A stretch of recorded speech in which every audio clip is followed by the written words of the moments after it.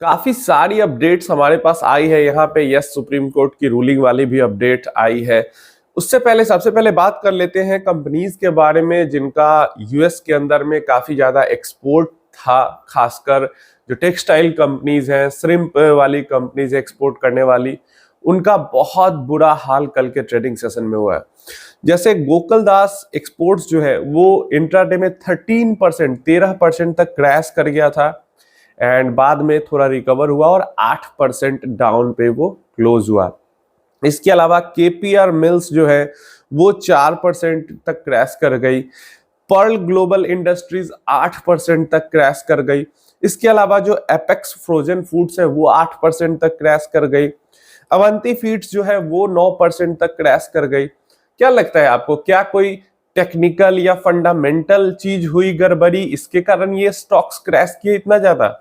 नहीं, सिर्फ एक ट्रंप के बयान की वजह से इतना सारा मार्केट के अंदर में भूचाल आ गया। और इसीलिए मैं ट्रंप साहब को ग्रेटेस्ट ट्रेडर कहता हूं। मन किया जब कुछ बोल दिया और स्टॉक मार्केट को क्रैश करवा दिया। तो ऐसे ही कंपनीज जिनका यूएस के अंदर में काफी ज्यादा एक्सपोर्ट का एक्सपोजर, इवन रेवेन्यू का एक्सपोजर यूएस के अंदर में बहुत ज्यादा था, उधर से काफी ये लोग एक्सपोर्ट करके पैसा कमा रहे थे। वहां पे सिर्फ न्यूज से ही 500% टैरिफ वाला न्यूज से ही और ट्रेड डील को लेकर ये सब जो बयानबाजी होने लगी है, इससे ही बहुत बड़ा इफेक्ट आया है। और ये ऐसा नहीं था कि किसी को पहले से पता था, ये तो अचानक न्यूज ब्रेकआउट हुई ना। 2-3 महीने से तो ट्रंप शांत थे। तो एक अनसर्टेनिटी, इसीलिए मैं कहता हूं अनसर्टेनिटी मार्केट के ऊपर फिर से मंडराने लगी है। नेक्स्ट, जो सारी चीजें हुई थी उसको लेकर हमारी मिनिस्ट्री ऑफ एक्सटर्नल अफेयर्स जो है उसके स्पोक्स पर्सन ने जवाब दिया है सारी चीजों के लेके। ट्रंप टैरिफ के को लेकर, जो लुटनिक साहब ने कहा कि मोदी जी ने कॉल नहीं किया उसको लेकर, यूएस जो सोलर से बाहर निकल गया है, इंटरनेशनल सोलर अलायंस जो है उससे बाहर निकल गया है, उसको लेकर, सबको लेकर उन्होंने जवाब दिया है। सबसे पहला जो बात कही गई हावर्ड लुटनिक साहब की तरफ से कि डील को जो है वो उन्होंने, हावर्ड लुटनिक साहब ने डील को फिक्स कर दिया था। मोदी जी को कॉल करना था ट्रंप को, लेकिन मोदी जी ने कॉल नहीं किया, इस कारण से डील जो है वो टूट गई।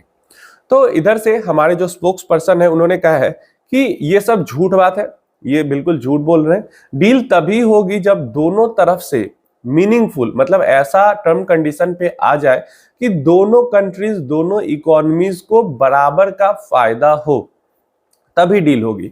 अभी तक जो भी टर्म कंडीशन बनाए जा रहे हैं या पॉइंट्स पे जहां तक बातें हो रही है, वहां पे इंडिया उतना बेनिफिशियल नहीं दिख रहा है, इंडिया के लिए वो डील उतना बेनिफिशियल नहीं दिख रहा है।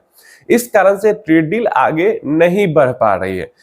अमेरिका अपनी तरफ से सब कुछ थोपना चाह रहा है इंडिया के ऊपर, सारे टर्म कंडीशन, और यही रीजन है जिसके कारण ट्रेड डील आगे नहीं बढ़ रही है। जहां तक बात रही कि मोदी जी ने कॉल नहीं किया ट्रंप को, तो 2025 के अंदर में 8 बार, एक बार तो मीटिंग भी हुई थी और 8 बार फोन पे मोदी जी की ट्रंप से बात हुई थी। और लास्ट जो बातचीत हुई है मोदी जी की ट्रंप से वो दिसंबर 2025 के अंदर हुई है, और वहां पे भी ये बातचीत हुई थी कि बहुत बढ़िया है, बातचीत बहुत बढ़िया हो रही है, डील को लेके सब कुछ ठीक ठाक हो रहा है। लेकिन जिस तरीके का क्लेम लुटनिक की तरफ से किया गया कि सब कुछ फाइनल हो गया, सब कुछ फिक्स हो गया, बस एक कॉल करना था, जो कि भारत अनकंफर्टेबल था कॉल करने में, इसके कारण वो डील खराब हो गई। तो इस चीज को बिल्कुल सिरे से नकार दिया है हमारे मिनिस्ट्री ऑफ एक्सटर्नल अफेयर्स ने। तो ये चीज क्लियर होती है।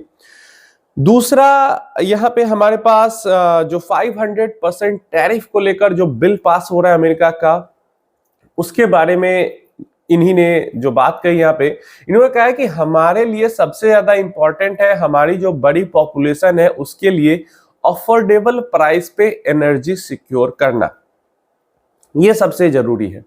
इसके अलावा अगर हम रसिया के साथ, मतलब रसिया से ऑयल गैस मतलब एनर्जी इंपोर्ट कर रहे हैं और ये सब जो परेशानी है, तो हम सिर्फ रसिया से नहीं इंपोर्ट कर रहे हैं, हमने डाइवर्सिफाई किया है अपने पोर्टफोलियो को, हम अलग अलग कंट्रीज से खरीद रहे हैं। और उन्हीं कंट्रीज के बीच में अगर हमें रसिया से सस्ता मिल जा रहा है तो उधर से भी अच्छा खासा खरीद ले रहे हैं। तो हमारी प्रायोरिटी तो है कि हम अपने पॉपुलेशन को एनर्जी सप्लाई प्रोवाइड कर सके, सस्ते दाम पे हम एनर्जी खरीद सके। तो ये हमारे लिए सबसे बड़ी यहाँ पे प्रायोरिटी हो जाती है। और जो बिल 500% का आया है उसके ऊपर हम ध्यान से नजर भी रखे हुए हैं, क्या चीजें वहां पे डेवलप हो रही है इस पे हम नजर भी रखे हुए हैं। और मतलब एक तरीके से जो होगा सो होगा, अगर 5% टैरिफ वाला बिल पास हो जाता है तो हो जाता है, लेकिन हमारी प्रायोरिटी हमेशा रहेगी एनर्जी हमें चाहिए तो चाहिए, और सस्ते दाम में चाहिए तो सस्ते दाम में चाहिए। हम अमेरिका के प्रेशर में आके रसिया से बिल्कुल 100% सप्लाई कट नहीं करेंगे। एक तरीके से यही जो बातचीत है, मतलब खुल के उन्होंने ऐसा नहीं बोला, लेकिन बातचीत से यही समझ में आया कि वो कहना चाह रहे हैं कि अब चाहे 500% टैरिफ है या जो है, लेकिन 100% हम रसिया के साथ टाइज कट नहीं कर सकते। नेक्स्ट, जो सोलर अलायंस से जो अमेरिका है वो बाहर निकल गया है, इसको लेकर भी सवाल किया गया उनसे इंटरव्यू के दौरान। तो वहां पे उन्होंने कहा कि ठीक है अमेरिका बाहर निकल गया है, लेकिन इंडिया जो है वो सोलर अलायंस के साथ बना हुआ है, और जिस मकसद से सोलर अलायंस बना था, लगभग 125 कंट्रीज है अभी इसके अंदर, 125 कंट्रीज है इसके अंदर। और जो मकसद था वो ये था कि ये सारी कंट्रीज के अंदर में जो सोलर टेक्नोलॉजी है, जो सोलर एनर्जी है, उसको बढ़ावा दिया जा सके। इसी कारण ये सोलर अलायंस बना था। लेकिन अब अमेरिका अपना एजेंडा के कारण इससे बाहर अगर निकल गया है, तो फिर भी इंडिया इस मकसद के साथ बना हुआ है, जुड़ा हुआ है, और पूरी दुनिया के इन कंट्रीज के अंदर सोलर एनर्जी को बढ़ावा देने में जितना हो सके मदद करेगा।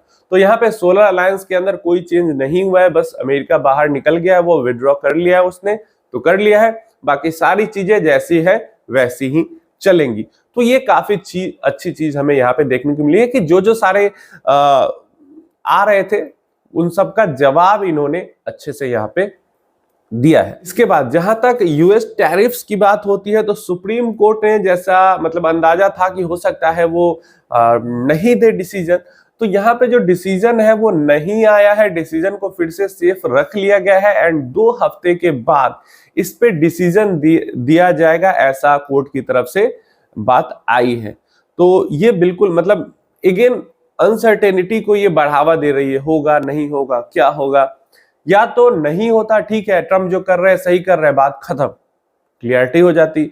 या तो ट्रम्प जो कर रहे हैं वो इलीगल कर रहे हैं, वहां पे भी क्लियरिटी हो जाती। लेकिन अब फिर से डिसीजन को 2 हफ्ते के लिए डिले कर देना कि हम छुट्टी पे जा रहे हैं, छुट्टी के बाद आएंगे तो इस केस पे डिसीजन होगा, तो इससे मार्केट के अंदर में अनसर्टेनिटी और बढ़ गई है। और अब देखो ये एक अच्छी चीज थी कि अगर यहाँ पे कुछ हो जाता तो थोड़ी सी पॉजिटिविटी आ जाती, लेकिन ये भी जो पॉजिटिविटी आने वाली थी वो अनसर्टेनिटी में बदल गई। तो मार्केट में मंडे को और बुरा असर इसका हमें देखने को मिल सकता है। तो थोड़ी सी जो पॉजिटिविटी की आशंका थी वो भी चली गई। इसके अलावा यहाँ पे जो सर्जियो गॉड है वो भारत आ चुके हैं। लास्ट टाइम मैंने कहीं पे न्यूज देखा था ये 12 तारीख को आने वाले थे, लेकिन 9 जनवरी को ही आ चुके हैं। और ये जो मामला बिगड़ रहा है, भारत और अमेरिका के बीच में जो मामला बिगड़ रहा है, ट्रेड डील को लेकर जो मामला बिगड़ रहा है, उसको बचाने की कोशिश करेंगे इस दौरे के दौरान में। अपना इसको जो टाइज है इंडिया और अमेरिका की ट्रेड टाइज है उसको संभालने की कोशिश करेंगे। कितना संभाल पाते हैं देखते। अगर इस तरीके की बयानबाजी अमेरिका की तरफ से, ट्रम्प एंड कंपनी की तरफ से होती रहेगी तो बहुत मुश्किल है। इस जबकि भारत किसी तरीके का रिटेलिएशन शो भी नहीं कर रहा, फिर भी फालतू की बयानबाजी हो रही है। तो सर्जियो गौर आ चुके हैं, उन्होंने ट्वीट करके बताया great to be back in India, incredible opportunity ahead for our 2 nations, हमारे 2 देश।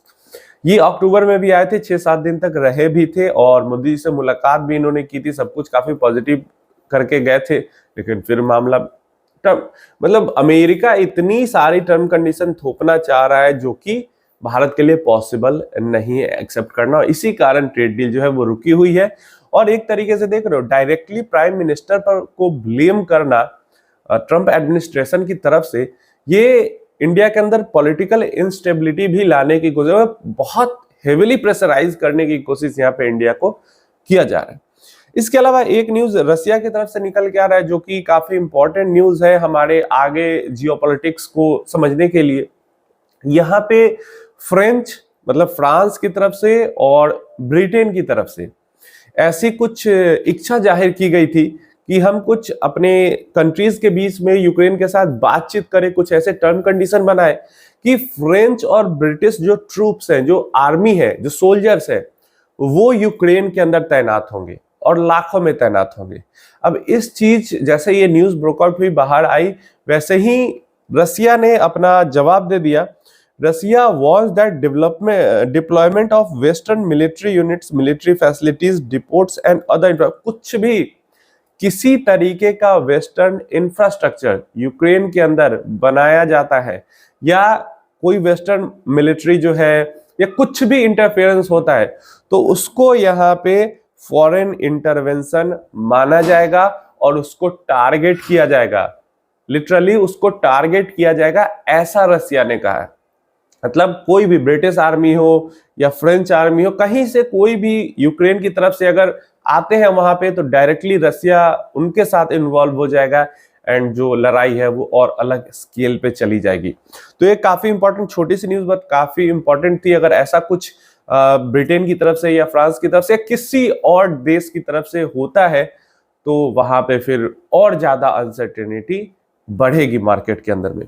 तो ये सारी जो है वो परेशानी थी और इसमें से एक भी अच्छी न्यूज मुझे तो नहीं लगी। आप अपनी राय इन सारी चीजों के बारे में नीचे कमेंट बॉक्स में जरूर देना। आप क्या सोचते हो इसके बारे में? अगर ये सारी मतलब लास्ट में जो एक दो न्यूज है बताई मैंने, वो तो और भी अनसर्टेनिटी को बढ़ा। जितने समय तक इस टाइप की अनसर्टेनिटी रहेगी, हमारा मार्केट पहले से बियर ग्रिप में फंसा हुआ है और ज्यादा परेशान होता रहेगा।